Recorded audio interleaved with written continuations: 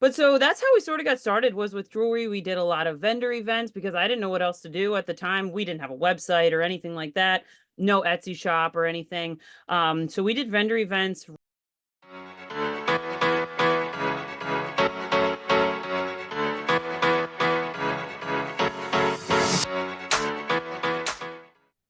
Hello, everyone, and welcome back to the Meet the Maker series, where I talk to some of my favorite makers who are building amazing, productive, sustainable businesses. So you can hear their story, how they've done it, and just learn a little bit more about the reality that is behind building a product based or online based business.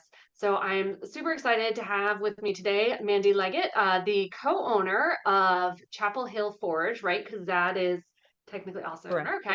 So Chapel Forge is a family business. And Mandy is no stranger to sharing about her business and her family online. So I am super excited to learn a little bit more about Mandy's story today, how they got started, and what their plans are for Chapel Hill Forge moving forward. So welcome, Mandy. Hi, thanks, Stephanie. Yeah. So first, why don't you share a little bit about what Chapel Hill Forge is? Okay. So back in 2016, Zad was a state constable, Pennsylvania state constable. They kind of restructured things and we were like, we got to figure this out. A little bit prior to that too, I was working full time. Zad was working basically full time as a state constable and doing moonlighting, which means he was working evenings and weekends. And at one point I remember looking at him and being like, I don't really even know why we're together. I literally never see you. And so I'm like there. And at that point, I had no clue. We had not scratched the surface of entrepreneurship or homesteading or any sort of life like that. My son was getting dropped at my mom's every day. We just lived kind of a typical life. So when the state constable thing was starting to fall apart, I'm like, why don't we try starting a business? I had no clue what we were doing. I didn't know where to begin. So Zad started actually making jewelry while I went to work. And then we started doing hand carved signs. He started dabbling in blacksmithing. He took a few classes. A lot of his stuff is self taught. After 2 years, we decided it was time for me to stay home. And I sort of really started getting a taste for what it could be like to, I don't want to say be successful on your own, but like not have to rely on constant, driving to work 5 days a week and dropping the kids off and like all of that static that felt really stressful. So that was kind of the beginning of it. Zad named the business because his family and some of my family is from West Virginia. He always loved that image of like a little chapel on a hill, like in the mountains. So a lot of times people are like, "Oh, are you in North Carolina?" Which in hindsight, we maybe would have like modified that. It's fine. We're just paving our own path as that goes. But so that's how we sort of got started was with jewelry. We did a lot of vendor events because I didn't know what else to do at the time. We didn't have a website or anything like that, no Etsy shop or anything. So we did vendor events up until COVID slash we had two toddlers and we were like, oh, nope, we're done with vendor events, toddlers and vendor events. And then COVID, if you if you're familiar with doing craft shows pre-COVID, you could do a craft show 3 times a week, Friday, Saturday, Sunday, and from April to December. And then once COVID hit, that was crickets. And then it's sort of slowly, even now, like I see craft shows coming up and things, but I definitely don't feel like it's as heavy as it used to be. No, and that's what I'm seeing too. I think a lot of them kind of shut down and just never started back up, but they're definitely not getting the foot traffic they used to. I think everyone got really comfortable with shopping online. Yeah, for So, sure. You had to. yeah, exactly. So you guys have the blacksmithing, so that has actually shifted. So what is Chapel Hill Forge right now from a product-based business standpoint? And then we'll talk about the other side of it. Sure. So right now, Zad's primary product is fire pokers. So our kind of niche in that market is that he offers a fire poker from 3 feet up to 6 feet. Most of the ones you find at like Home Depot or Lowe's or whatever are just like a thin, maybe 1/8 inch or 1/4 inch kind of steel. They don't really last that long. They're pretty chintzy. They're probably shipped in from overseas, and you certainly can't get one that's 6 feet long. So that sort of started because someone called and said, "Hey, I have this 100-year-old fire pit at my cabin in the mountains." I think they were in Ohio, if I recall. And they said, I need one that I can reach the other side of the fire pit. And Zad's like, well, if I'm making a 3-footer, why can't I make a 6-footer? So that sort of like became our thing. So that bottle openers with old recycled railroad spikes is something else that's kind of popular for him. Also belt buckles. He makes hammered steel belt buckles that are just, I mean, they're going to last you forever. And same with the fire poker. Like your fire poker, if you seal it and take care of it, you're going to be able to pass it on to your kids. So he's doing that. He's also doing KitchenAid mixer repair, which we sort of fell into, as you know. I bought a KitchenAid mixer for $50. It was running pretty rough, and Zad's like, there has to be a way to like fix this. Like our grandparents had these things and they lasted forever. So he started tearing it apart. Of course, I shared it on Facebook and everybody lost their minds. So he's been doing that. We actually just had our first one shipped in from Texas last Wow. week. And so people are starting to ship them to us to get repaired, which is cool. So far, it had just been local repairs. And then as far as what I do, my primary product is goat milk soap. So I milk the goats in the backyard. I render the tallow. I source for my tallow balm. I source local beeswax. So I don't use anything synthetic in my products.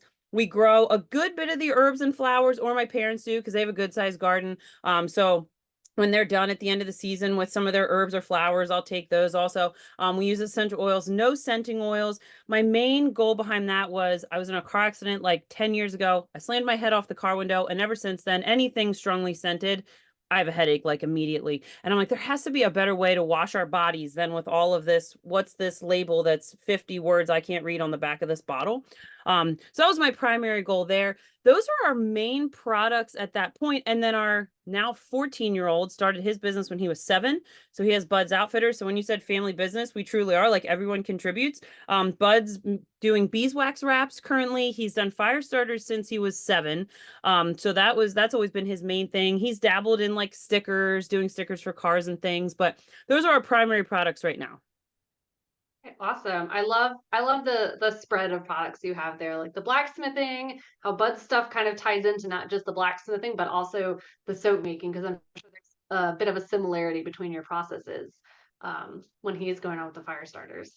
I've always had a little bit of a mental struggle, like, okay, how can we tie this together? And my guy who built my website told me one time, I said, Adam, do you feel like there's too far of a stretch between these things? He's like, I definitely don't. He's like, these are old world skills, they're homesteading skills. He's like, if you tell the story that they tie together, then it ties together. And I like that has stuck with me now for probably 5 years. And I'm like, okay, we just have to craft the story that, you can make a lot of things from raw materials, from recycled materials, from your local farmers, and that's what we really focus on.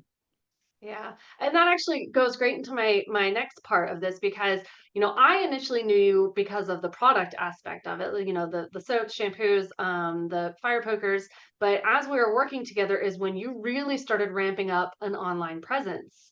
And in the what, I guess it's been a year now that I've known Mm, you, which is yeah. weird. But Yeah. Yeah. But in that year, it seems like there has been a little bit of a shift in your business. So, how did understanding that this was like old world homesteading skills really impact the fact that you are now essentially turning into, I don't want to say turning into, you are essentially becoming an influencer for like a homesteading life? Yeah. Definitely not what I set out to do at all. I mean, I've always enjoyed teaching. I've always enjoyed sharing what we're doing. And yeah, in the last year, I've definitely, as we talked about prior to this meeting, I've had some interesting posts kind of go viral as far as we're concerned. Not ones that I would have necessarily wanted to go viral. Um, but so I started our YouTube channel probably a year and a half ago. I monetized it not long ago, maybe like 6 months ago. We monetized, which has been really exciting because when you start on YouTube, you're like, I am this little teeny minnow in this gigantic sea of people. And I'm certainly not the only homesteader on YouTube. There are tons of homesteaders on YouTube. But something I got to thinking about was, even though there's all these homesteaders on YouTube, I don't like to watch all of them. So I might be the right person to teach someone, or I might have like a skill or a knowledge that some of these other people don't have. And I started to realize that, like, there's ones that are really good at raising hogs, and there's ones that are really good at gardening and food preservation. And so when we were working together and we really had a conversation about narrowing down your niche, I was like, food preservation, like that's what I want people to think of when they hear Chapel Hill Forge or Mandy Leggett or whatever, and there's like people when I hear sourdough, like I know who I'm going to go watch on YouTube if I have a sourdough question. And when people hear like freeze drying or freeze dried powders or canning or whatever, I want people to think, oh, I'm going to go see what Mandy did when she did this. That's kind of my goal or my niche. Um, Instagram, we are slowly building. Facebook is becoming quite viral sometimes, not always by, like I said, things that I would hope it to. But I have honestly found a really great following on Facebook. There are really some genuine people out there who are just truly looking to learn. If you can just kind of drown out the noise of the naysayers, there's a lot of really good people out there that just want to learn from each other. Yeah. Yeah, that's great. I'll be honest because I've done canning for a number of years, like, small scale for my own stuff. I got a pressure canner for my birthday before my son was born, so I was learning how to, pressure can meats and stuff.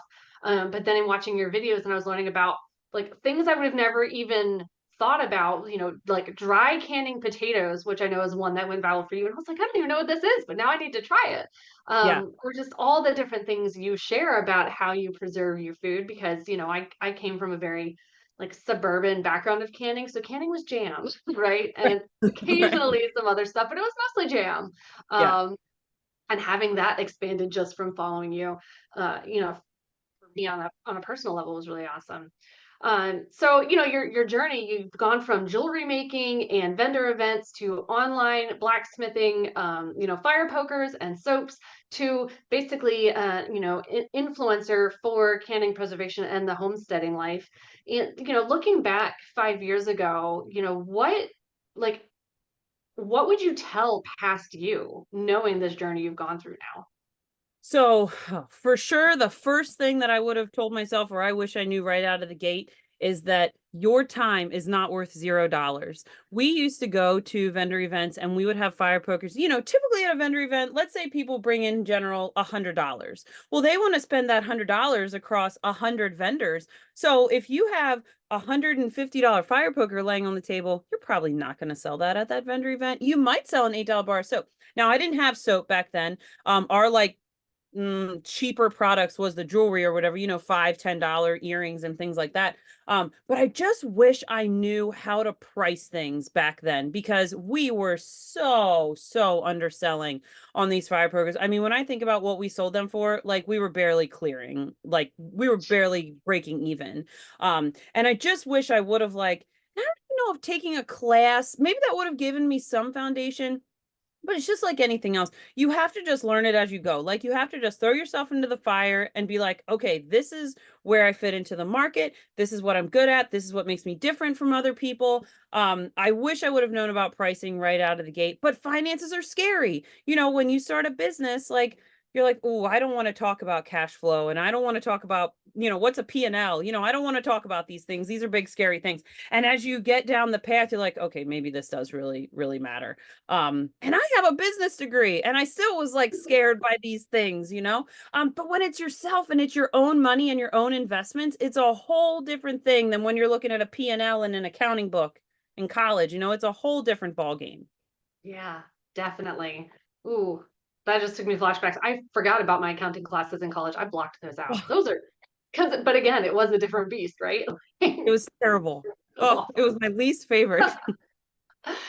uh, and now you're 5 years in, you've kind of really honed in on this homesteading life. So where do you see Chapel Hill Forge going in the next year or two? Like where would you really love to see your business in the next year?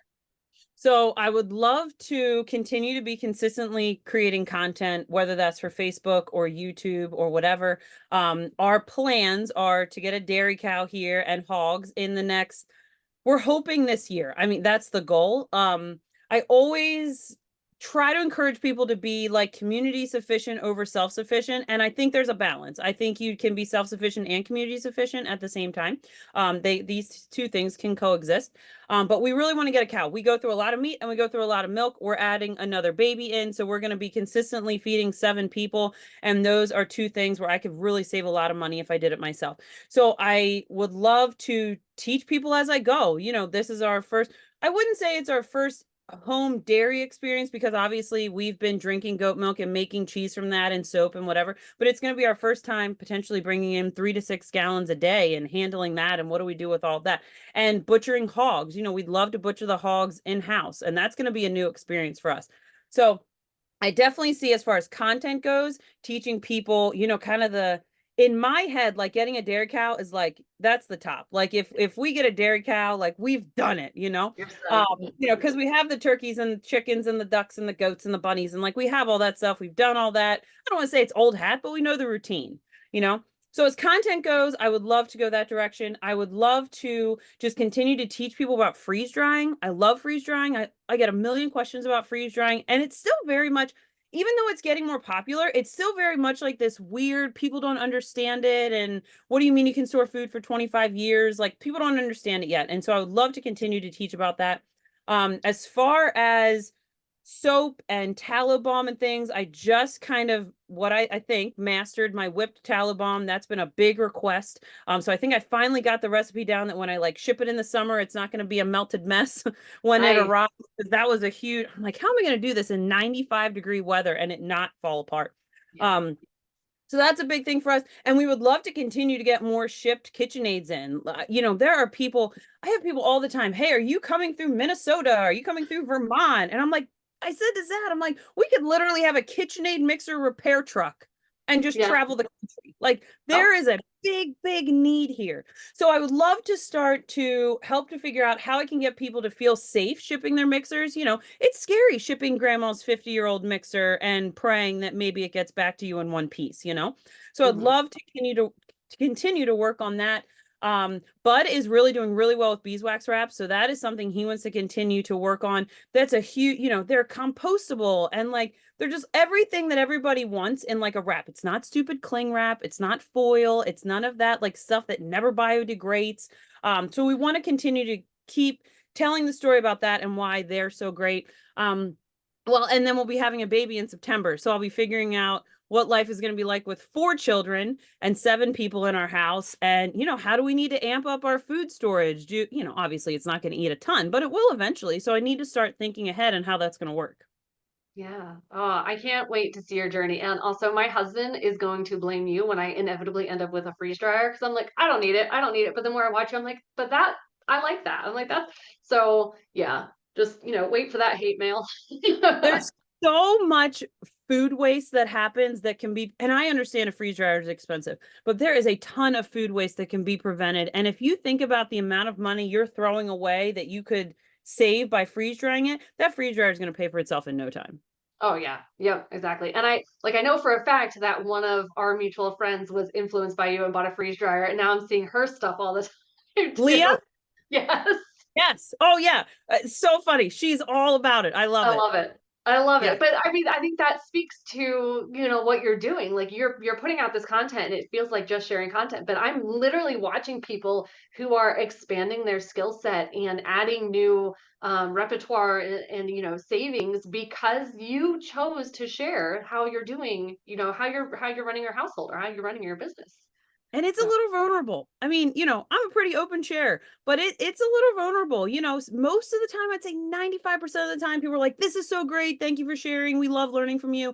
But there is that 5% that you just have to block out. And if you look at big homesteaders or popular in any space or whatever, they just ignore those people. You have to. You just can't give them time. And that's if you're like new into content creation or you're scared to do content creation, I mean, I feel like that's my biggest piece of advice. You just have to ignore those people. Like you can't give them your time or they're just going to bring you down. oh, you know what? That's perfect. And I would say not even for content creation, but being in the like a public facing space, like a business owner, a product creator, anything where you are interacting with the general public, being able to ignore that 5%, that's because everyone's going to have a complaint about you. Oh They're yeah. going to complain about the jewelry you make or the soap you make or how you present yourself on social media when you're selling your services or your business. So, yes, 100%. Yeah, it's hard. I'm not saying it's easy. And some days I'm like, okay, I give up on the internet today. My phone's getting tucked in a corner. But that's a small percentage of the time, I would say. Yeah.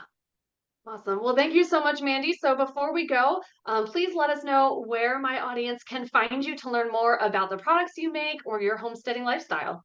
Sure. So on our website at chapelhillforge.com, you can order all the products we talked about today: fire poker soap, tallow balm, beeswax wraps, all that stuff. I also have a link to our YouTube channel on there. So if you go on YouTube, we're under Chapel Hill Forge. I have a blog that's also on our website. And then, of course, you can find us on Facebook and Instagram under Chapel Hill Forge.